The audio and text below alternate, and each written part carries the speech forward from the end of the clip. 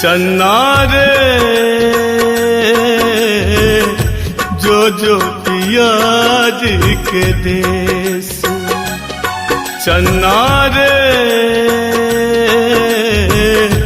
जो पिया जी के देश।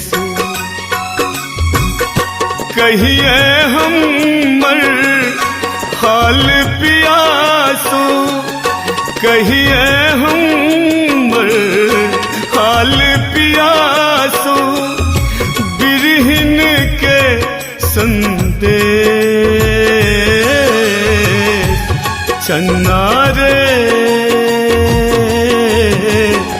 जो पिया जी के देश, चन्ना रे जो पिया जी के देश।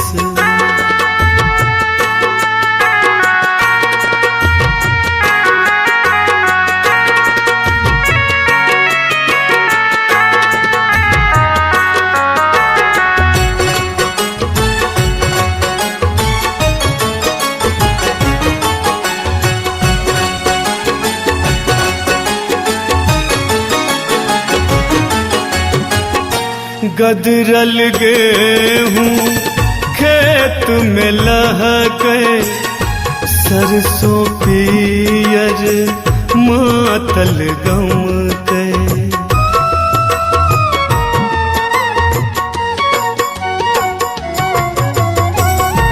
गदरल गेहूं खेत में लहके, सरसों पियर मातल गम के। सुन बसंत कंत बिनुएस गर, सुन बसंत कंत बिनुएस गर, कोयली पूछे उदेश। चन्ना रे जो पिया जी के देश, चन्ना रे जो पिया जी के देश।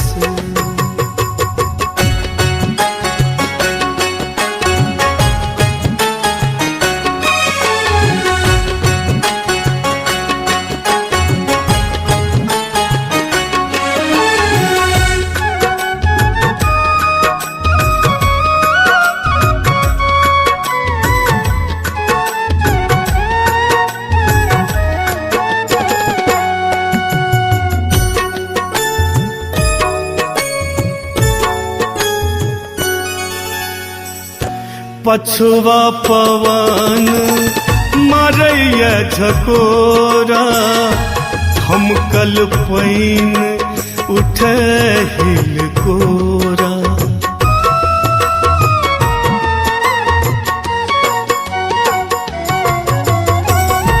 पछुआ पवन मरैया झकोरा, हम कल पैन उठे हिल कोरा। कोना बिसरल छै निर्मोहिया, कोना बिसरल छै निर्मोहिया, मन में होइया अंदेश। चन्ना रे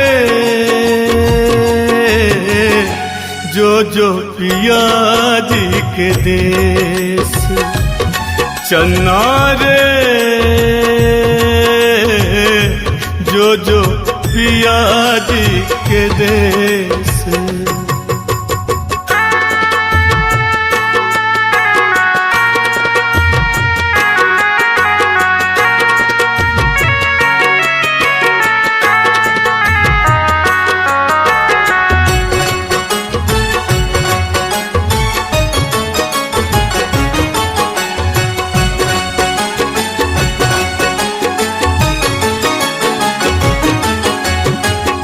अधर अपन लागे विषधर सन, काटे दौरे हम